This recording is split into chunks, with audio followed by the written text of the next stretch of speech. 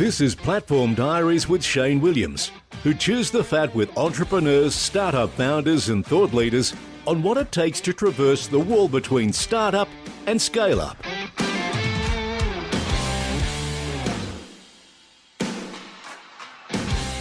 Hello and welcome to this special episode of Platform Diaries. Well, they're all special, but this one particularly so, because this episode, the tables are turned and Shane's on the other side of the microphone. This time, we get to hear from him. I'm Shane's producer. My name's Chris Ashmore, and you can learn a little bit about me if you head over to chrisashmore.media. But of course, this show's not about me. You'll hear me ask Shane about a whole range of things, including what are some of the mistakes he sees founders make when taking the leap from startup stage to scale up, and how he helps companies simplify their adoption of tech platforms, and how he can't keep still when he's watching sport. You'll hear all that and a lot more. So stick around. If you're a startup looking to scale up, this episode's for you. Well, Shane Williams, welcome to Platform Diaries with Shane Williams. Yeah, it is a bit of an interesting one being on the other side of the microphone. So thank you for inviting me to my own podcast. You're more than welcome. Now, look, a big question to start with, Shane, in terms of handling software projects. Overall, how well do you think Aussie businesses are in doing that? Yeah, that's an interesting one. Aussie businesses is pretty broad, isn't it? I think probably the best way to answer that is, so I like to quote a number which is 64% of projects in Australia, software projects in Australia succeed. And that number comes from, came in a doctoral research paper by, now Dr. Cecily or Cecile, I'm not quite sure how she pronounces her name, but we'll go with Cecily McDougall. And she wrote that paper back in 2016 as her doctoral thesis. And as part of her research, she was looking at why do projects fail and what could she do about it with an angle of what could be done around a better model for change and engagement. But her research concluded it was about 64% of projects were successful, and in Australia that equated to about 5.4 billion in wasted, money in projects. And I guess because that was particularly well researched as the number I kind of latched to. But I mean, let's just take a broader perspective. There's plenty of projects that are well known to the public. And if you think about, for example, and probably a more recent one being the COVID Safe app that the federal government put out back in 2021, I think that cost us something like 9.2 million to put together. From what the subsequent research looked at, they said that the app itself for New South Wales found 17 cases that manual tracking did not find. So there you go. What a good investment that one was. And then you've got things, if you roll back a little bit further, you could look at the Melbourne metro system implementation of Mikey, which I think was over $500 million over budget. You've got the Queensland Health Department payroll projects, probably the biggest known failure. I think there was a bid from IBM of under $100 million to put that in, and it went 1.1 billion over budget before it got spiked. So, in terms of initial investment versus return, I think that's probably one of the larger ones. So I think it's safe to say, I think 64% is probably a conservative number of, projects that are successful. I guess it depends on the metrics you're looking at it from in terms of is over time or over budget but still delivering, is that a success or a failure? But I think if you bring it back down to, there's some pretty large government and private enterprise projects. There's definitely lots of smaller businesses that are spending relative to their revenue similar sorts of money that aren't being particularly successful. I mean, I talk to business owners fairly regularly who have, typical common stories, we spent 25 grand on a finance package and we never used it because we couldn't figure out how to implement it. So I think it's a universal issue, and that's why I stick to the 64% number.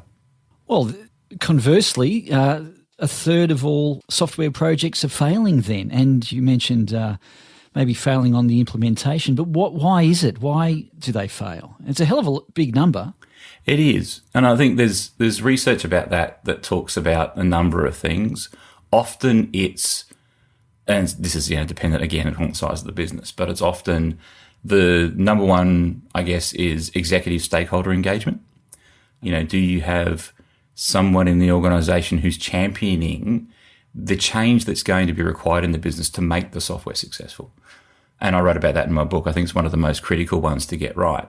There's also the element of, I guess more broadly, change management and adoption, and what does that look like? So it's not just about having, if you like, a stick, an exec sponsor who's going to whip the business into shape and make sure you do things, but it's also that what are you putting in place in terms of what you're building that's going to make it successful in the eyes of the people that need to use it. And in my experience, that comes down to, are you building something useful, something that's going to make my life easier?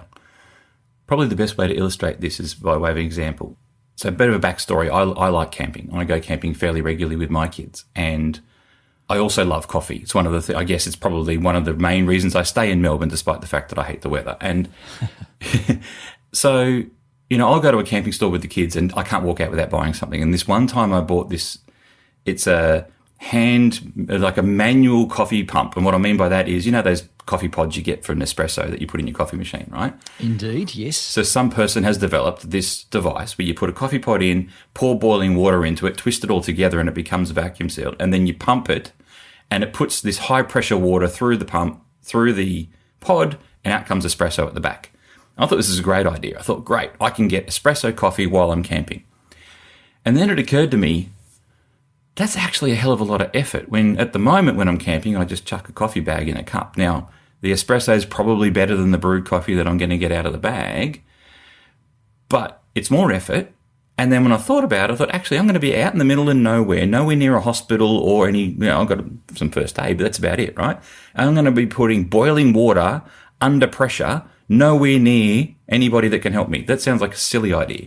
So I guess if you think about that analogously, it's right. Does this give me a good outcome? Yes, I wanted espresso coffee while I was out camping. Great, tick in the box, delivered. But I'm not going to use it, and I'm not going to use it because I'm worried about the safety. I'm not going to use it because it's more effort. And so if you think about that in terms of, that analogy back into software, it's all well and good to go, our thesis is that if we deliver this piece of software, it's going to add value. But if the person who needs to adopt it doesn't get the benefit, or it's more effort to get the benefit, they're simply not going to adopt. And so I think the reason you start to see these continued failures in projects is largely because there's that carrot and stick. You need the carrot of this is going to make my life easier and it adds value to me, and you need the stick of the executive sponsor saying we will change. And I think if you get both of those right, that's when you get success. Well, speaking of success then, do you have any examples of companies that are actually implementing platform strategy well? Yeah, I think there's plenty of examples. The two that spring to mind for me, I guess one of the well-known ones. So this is public knowledge. I'm not divulging anything I shouldn't. So you've got ANZX, which is the digital spin-off of ANZ that's trying to develop the bank of the future. And they went out with a very deliberate strategy to be a digital-first bank and to leverage new tech and what have you. And so when you talk to the teams there, their teams are set up very specifically around a function of the business, and that's like a value stream, if you like. So it might be customer service or it might be a particular product, whatever.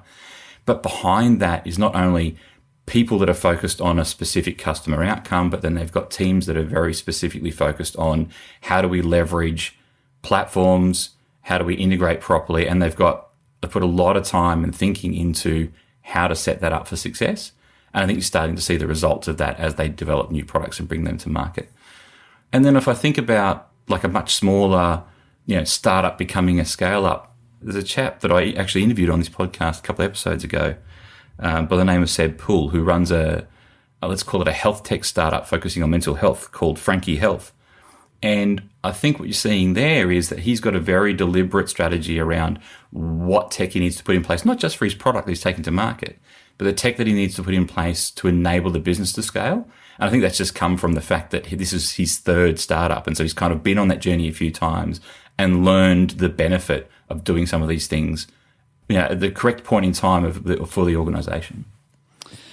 Well, Shane, you help founders shift from startup to scale up, and we'll go into a bit more detail about what you do in a moment. But from your perspective, what are some of the common mistakes founders make when they are transitioning or trying to move up to the scale-up stage?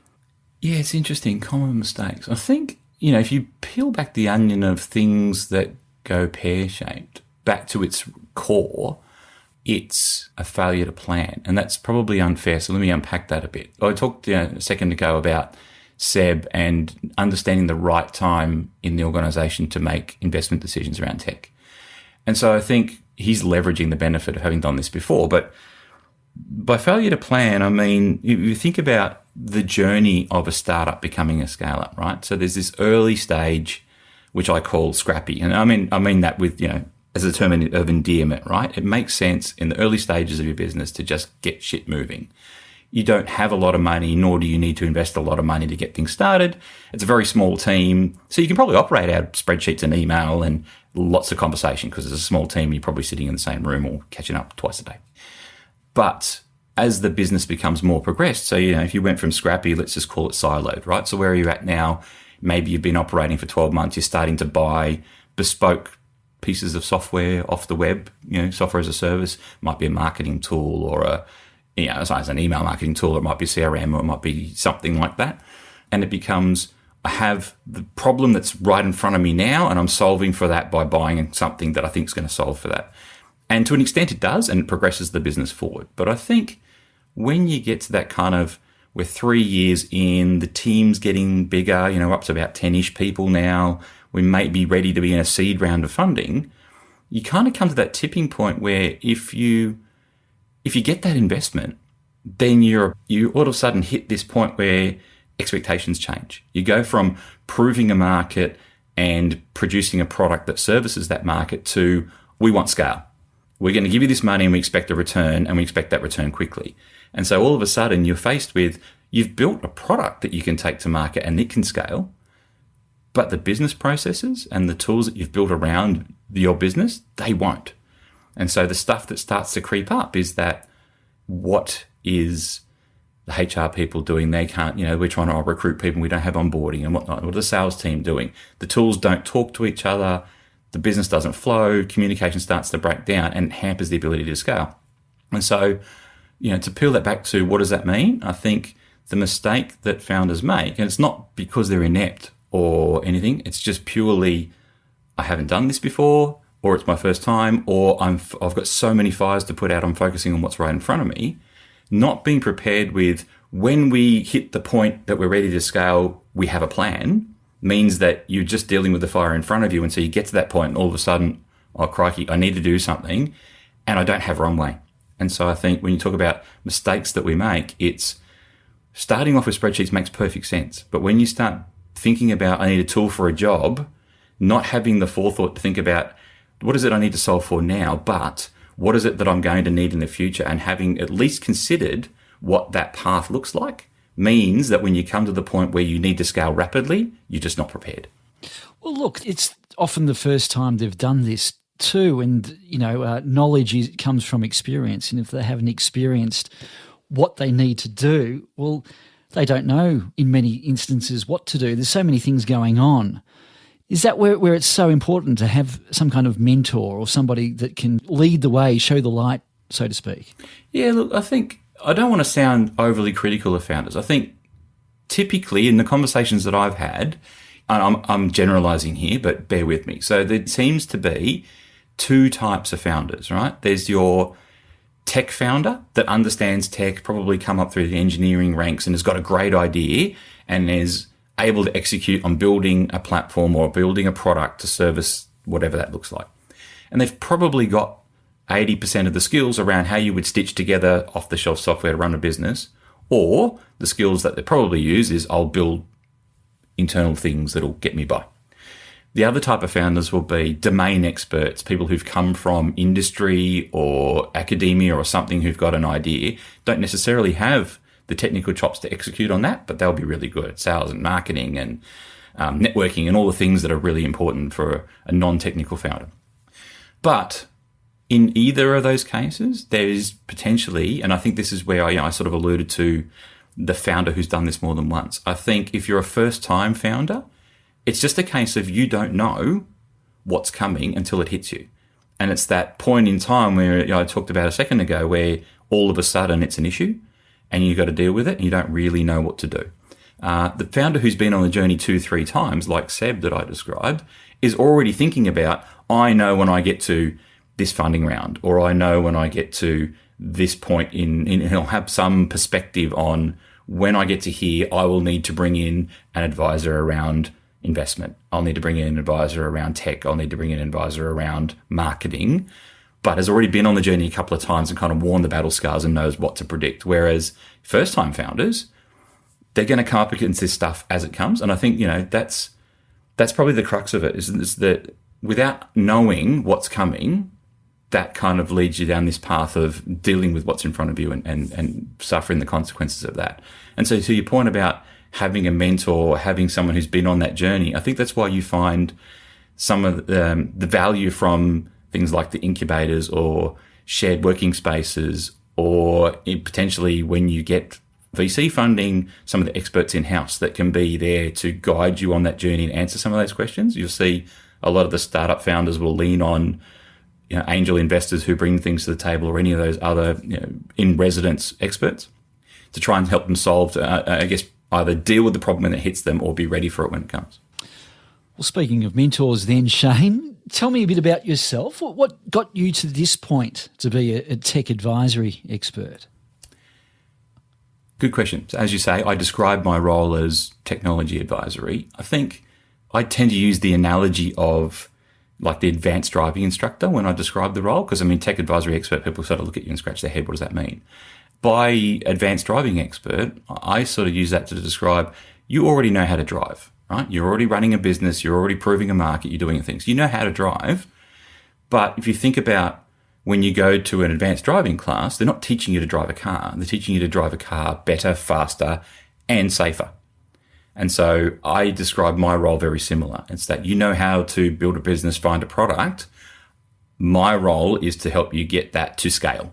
And that's to bring in, how do you get the right processes in place? How do you understand and think about the next 3 stages and put in a plan in place so that you can, build capability within your organization that helps you progressively build that capability while you build scale, so that you can align cost to revenue, so that you don't all of a sudden have this massive blowout in internal cost, but so you can scale faster.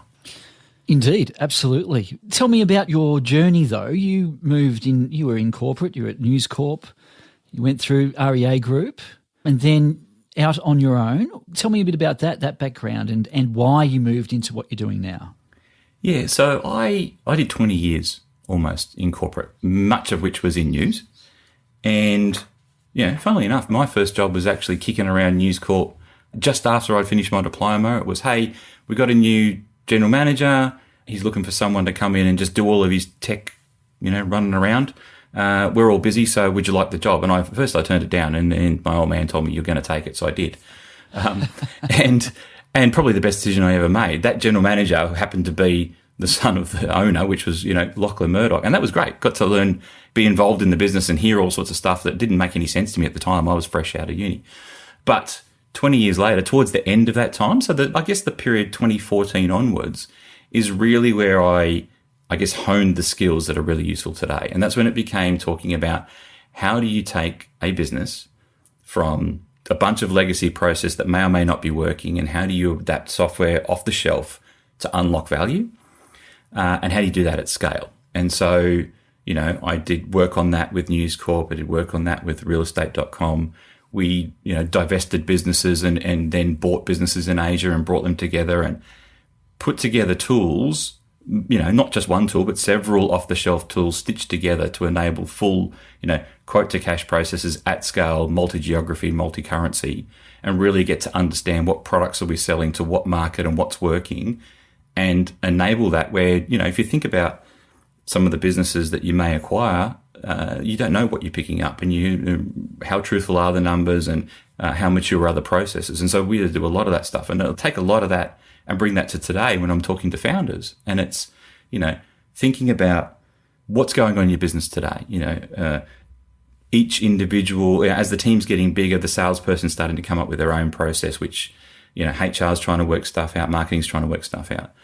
And it's sitting down and going, right, well, as a founder, you used to be hands-on everything, but you can't do that when it's 15, 20, 30 people getting bigger and bigger. And so how do you start to make sure that your you don't have time to be involved in everything. So how can Shane come in, or how can somebody like Shane come in and help you take the pressure off thinking about how to get that stuff and bring it all back together? So while the staff are getting frustrated and communication's breaking down, I'm sitting there saying, right, let's think about this. Your investors need to see numbers. They want to know that you're hitting your targets. So we probably need to be thinking about robust finance solutions. It doesn't need to be the top of the line ERP, but it needs to be something that services your business now and will scale with you. You're probably thinking about, people engagement. How do I recruit the right people? How do I onboard them? How do I make sure that they're remaining engaged and we're giving them what they need? So we're thinking about, what does that look like? And putting together a plan that scales with the business. That means that you as a founder can focus on what matters most, which is solving customer problems, proving market fit and growing revenue without being distracted by all the noise that comes up as the business scales. On Platform Diaries last year, Shane, I don't know if you remember, but you chatted with a bloke called Matt Owens, and he's the Director of Sales and Marketing at Anexa. It was Season 1, Episode 17, for those who might want to listen to it. Now, you mentioned to him that if you hadn't spent those years in corporate, you'd feel you'd be a bit of a fraud. And let me just play what you said to Matt during that episode. I think that I've never been comfortable with being a sales guy, and the irony of expertise, delivering CRM software for years, largely telling salespeople how to do their job and then actually having to do it and realizing how much harder it is when you've got to do it. But I think now being able to get out there and have meaningful conversations with clients about how to leverage the best value out of platforms, I think if I hadn't been in the trenches for years wearing those scars, I'd be a bit of a fraud. Well, that was a year ago. It was.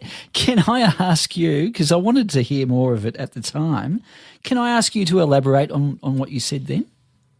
Yeah, sure. So if I'm coming into a business and I'm talking through my expertise and trying to provide value and take the pressure off, even if it's just mentally the pressure off founder or senior exec about a particular thing, I think there's two types of consultants. There's, a bit like there's people who teach and people who do. It's similar, there's people who whatever. And I think where I was going with that was to say, you could go to, in this case, obviously Matt runs a consultancy that does ERP implementations. And there's plenty of clients who, they'll be working with who will engage consultants to help them make decisions and work through stuff. But there's two things to that. The first one, I guess for me, is having decades of lived experience being on the client side gives me the ability to go, okay, well, yeah, I made a ton of mistakes that you, as the person I'm working with, can benefit from not having to make the same ones. But there's also, I've actually been in your shoes, so I can empathize with the challenges that you've got around, whether it's internal politics or funding or teams or dealing with partners or integrating teams and those sorts of things that I think if you'd spent your entire career not in the business, but on the consultancy side, you can only describe it in terms of what you've seen or what you assume to be the case for this person. And so I think where I was going with that with Matt was to say, I don't like selling. I like servicing, if you want to call it that. So when I'm talking with someone, it says, if you have a problem that I believe I can help you to solve, then I feel like it's my duty to help if you want my help. But I wouldn't feel comfortable going in and saying, I have no idea, but just buy me anyway because it suits my purposes. I feel like it would be disingenuous. And so what I meant when I was talking to Matt was exactly that. So my lived experience, the mistakes that I've made, the successes that I've had, and the benefit of then the networks that I've built and learning from other people about what's worked for them and what hasn't, bringing that to the table and having a genuine conversation with someone that says, if you want my help, I want to help. I feel like that is my purpose, not just to sell something because it has a commercial advantage for me. Absolutely well said. It's like sales is about you, but service is about them. Yeah, that's right. And I think, so when I talk to people now, I mean, my value proposition that I put to clients is that I'm platform agnostic and agenda free. And so when you're comparing me against somebody else, when I say platform agnostic, is I don't represent a particular piece of software. I want to understand your business and help you to make the right decisions around what makes sense for you based on what's available in the market. I'm not selling a particular piece of software or anything like that. So I don't have an agenda to make sure that I get my clip of the ticket for this piece of software that you buy. And similarly, when I say agenda free, you can get any number of consultancies who can come in and give you advice around a path. The difference is, at least in my perspective, I don't have a team of people behind me to sell you. So therefore, my advice is not geared towards, hey, to solve this problem, you need to solve it this way. And I suggest you use these 15 people standing behind me that I can make a clip of the ticket on to solve that problem. When I come up with a solution, I think we should solve this way, and this is how I would go about it. I have nothing else to sell other than that single piece of advice, and therefore I believe that's my competitive advantage. Absolutely. That makes sense. Now, you obviously enjoy what you do now, but what about your time in corporate? What did you most enjoy about those times? Yeah, it's a good one. I think, oftentimes I reflect on it these days, and I kind of describe it as Stockholm syndrome. You thought it was great while you were there, and then when you get out, you question whether it was as great as you thought it was. But no, seriously, I think there's a couple of things there. I spent the majority of those years at News Corporation, right? So if you think about when I joined the organisation to when I left, and then the businesses that I've joined since, that career has taken me from businesses that were growth businesses, making lots and lots of money. You could literally printing newspapers was printing money, right? And then the world changed, and all of a sudden those businesses were in decline. And so you learn how to, come up with business cases and deliver solutions that enable growth. And similarly, you learn how to develop business cases and work out strategies that enable you to reduce cost and improve operational efficiency. And so I guess one of the biggest lessons and the advantages of working in the corporate world, something that puts me in good stead today, is being able to think about strategies that accommodate for either or.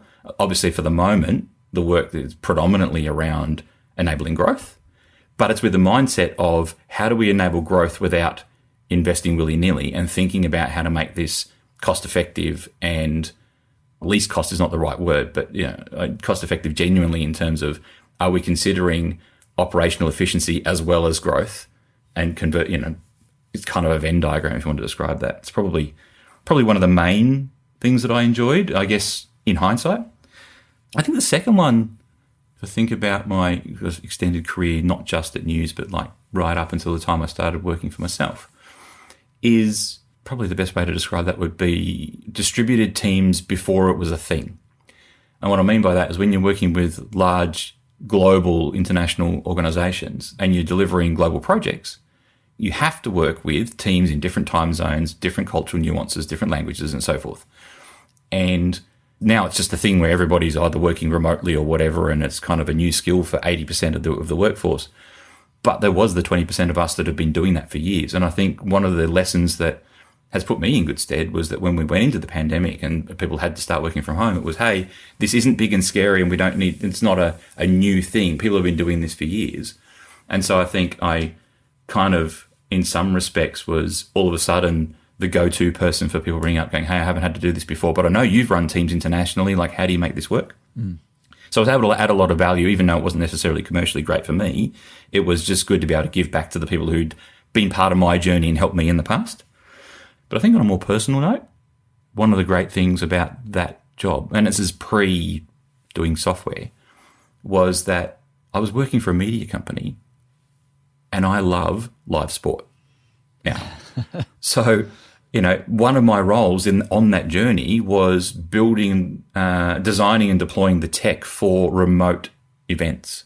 So I got to go to 2 Olympic Games, Rugby World Cups, State of Origin and Grand Finals, all sorts of events all over the world. Like I spent a month in Greece in 2004 when the Olympics was in Greece. Fascinating, getting to meet lots of people, working in different places, but going to setting up the tech that enables, journalists and photographers to file from the field back when Wi-Fi was a new thing, and then getting to sit on the grass on the sideline to watch the sporting events that I love going to was probably the best part of working in my corporate job, if I'm honest. I don't doubt. What's your favourite sport, Jane? Yeah, it's an interesting one. It's easier to pick the sports I don't like than it is the ones that I do. So I'm often criticised for saying that I can't stand tennis. And I actually quite like golf, but I don't like watching it on TV. And I think I've come to the realization that I don't like sports where you can't make noise. Whereas, so I love going to the baseball when I'm in the US. I love going to the AFL or the NRL. I probably watch more NRL than anything else just because I grew up in Sydney and that was what you did. I love watching the 2020 or even the IPL. So I don't know if I have a favourite sport necessarily. I think it's a case of just the criteria needs to be it's live. I don't like watching sports replays. Fair enough. Fair enough. Now, we touched on it before, but you help founders achieve ambitious growth targets. Now, you say you do this by simplifying their adoption of tech platforms. What does that mean? How do you do that? So I suppose So there's two things there. The first is the strategy piece, right? I'll sit down with founders or the, typically it's the founders, or we're at the stage where they're just ready to appoint senior execs into particular roles because the investment requires them to. And we'll talk through what I call a road mapping exercise. So that is, if I was to boil it down really simply, it would be, where are we taking the business and what are the things that we need to do? So kind of needs. And then what's in your way today? What's going to stop you getting there? And we break that down into a bunch of initiatives where we talk about, right, so, it might be right now this business only operates in APAC, but we want to move into Europe. Great.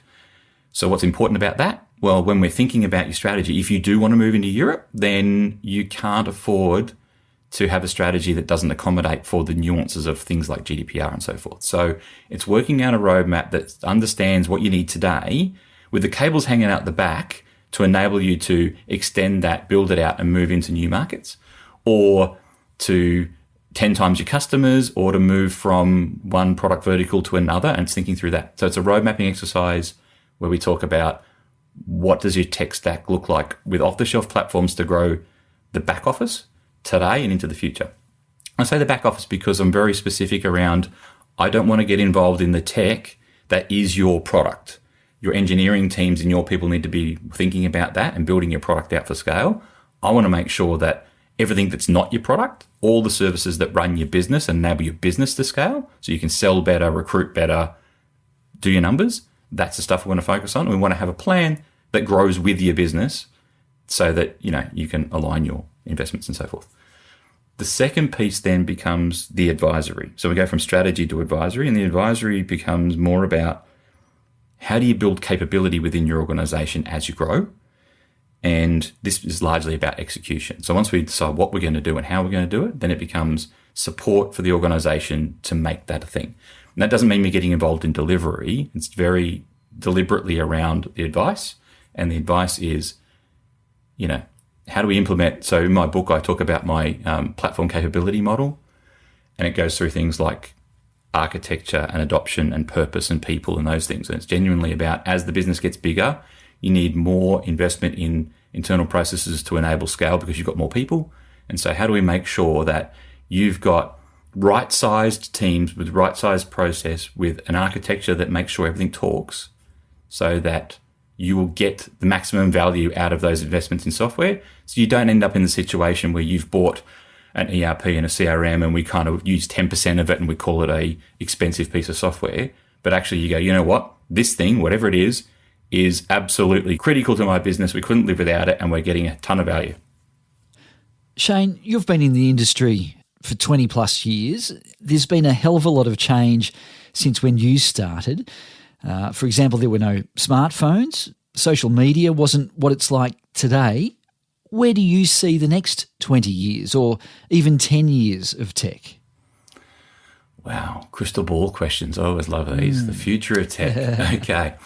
So note to self, Shane, when you're listening to this in 10 years' time, let's see how much of this you got wrong.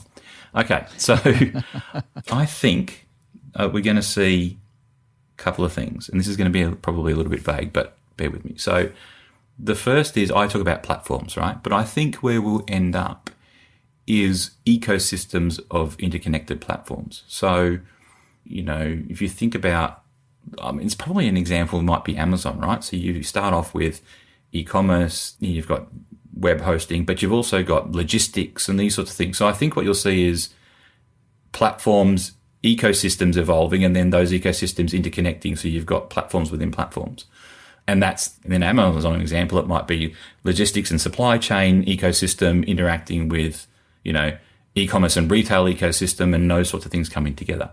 But I think that is the tech that sits behind that today. You might call it Web 2.0, you might call it traditional tech. And what I mean by that is if you think about most of the tech that currently exists in the market is built on technology that was designed 30 odd years ago, right? The first spreadsheets were in the 70s and 80s, and like Excel is probably the one application that's used in 99% of businesses globally, right? So, CRMs and ERPs and all these concepts, they're built on technology that was designed 30 years ago. But we're seeing very, very recently technology like blockchain. It's only been around for less than 10 years. Well, let's say 10 years. And where I reckon this is going to go is the tech that we will see in 10 years' time when I'm listening to this again, the basis for that which that sits on, Web 3, we're only just working out what the hell it is and how it works, and people are starting to get their head around it. And so the things that we'll be able to do, the things that where tech's headed, we hadn't even thought about yet.